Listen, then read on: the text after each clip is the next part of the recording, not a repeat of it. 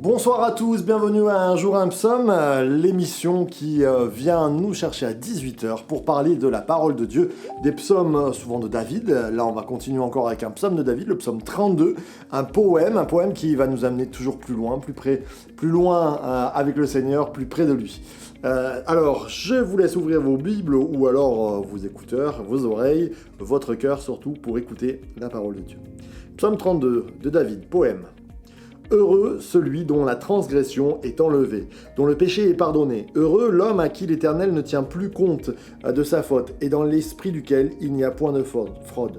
Tant que je me suis tu, mes os se consumaient. Je gémissais toute la journée, car nuit et jour ta main pesait sur moi, ma vigueur n'était plus que sécheresse comme celle de l'été.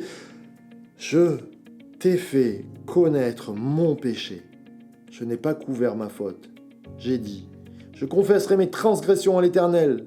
Et toi, tu as enlevé la faute de mon péché. Qu'ainsi tout fidèle te prie au temps convenable. Si de grandes eaux débordent, elles ne t'atteindront nullement. Tu es un abri pour moi, tu me gardes de la détresse, tu m'entoures des cris de délivrance. Je t'instruirai et te montrerai la voie que tu dois suivre. Je te conseillerai, j'aurai le regard sur toi. Ne soyez pas comme un cheval ou un mulet sans intelligence.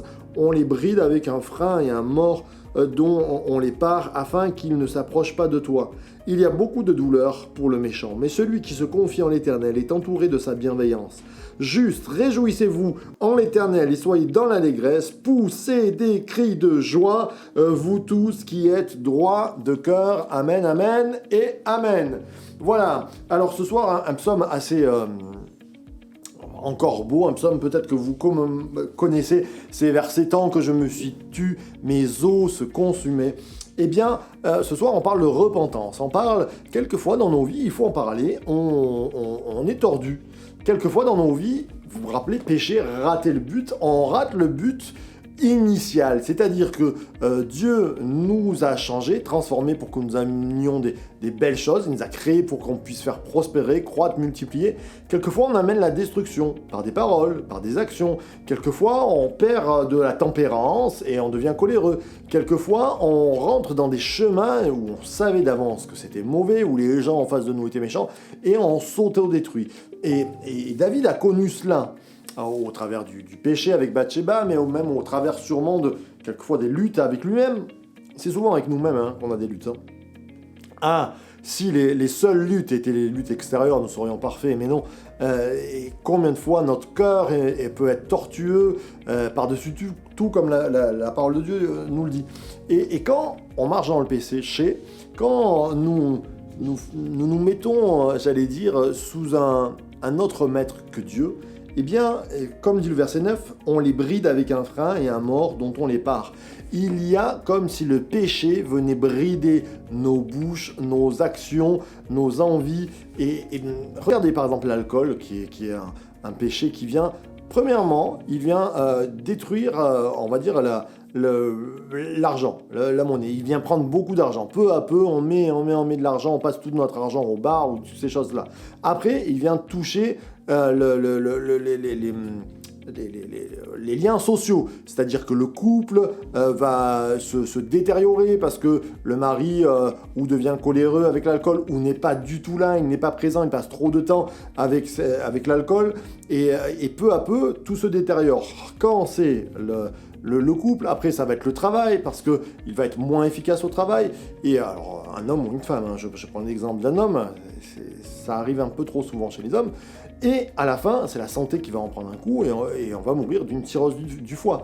Et cette catastrophe a été engendrée et c'est comme si on avait bridé toute la bonne nature que cet homme aurait pu donner. Alors quelquefois, c'est vrai qu'il y a des blessures qui nous amènent à faire ces actes-là. Il y a un passé quelquefois qui nous entraîne à être dans une déprime et nous amène dans des vices ou nous amène à être coléreux.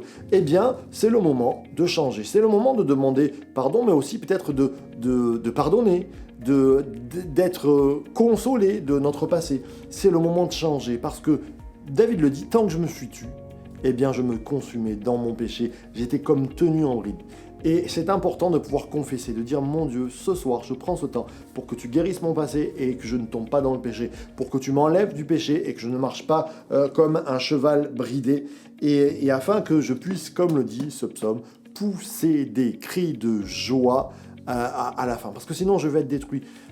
Source de vie, c'est le message d'amener la vie. Et amener le message de la vie aussi, c'est sortir de notre péché, sortir de ce qui fait la guerre à notre âme, de manquer le but. Alors, ce soir, on veut prendre un temps, réfléchir, qu'est-ce qui pourrait dans nos vies nous amener à manquer le but? Bien Seigneur, on t'en demande pardon, viens nous transformer et mets dans nos bouches des cris de joie. Vous voulez bien prier avec moi pour terminer cette journée?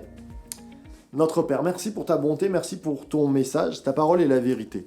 Et Jésus, tu as dit, sanctifie-les par ta vérité, ta parole est la vérité. Ta parole, elle nous fait du bien, elle nous amène sur le chemin de la vérité en disant, le problème, il est surtout dans mon cœur, le problème, il est par rapport à mes actions. Seigneur, nous voulons nous remettre en toi et nous te demandons la force.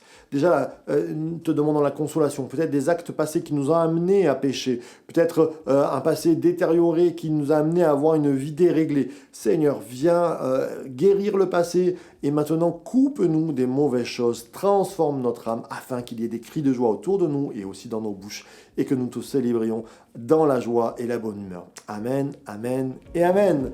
Plein de joie, nous finissons cette journée. Alors, c'est le lundi, on est heureux de commencer cette semaine, enfin j'espère. Eh bien, on commence dès le début par la repentance et on va de l'avant.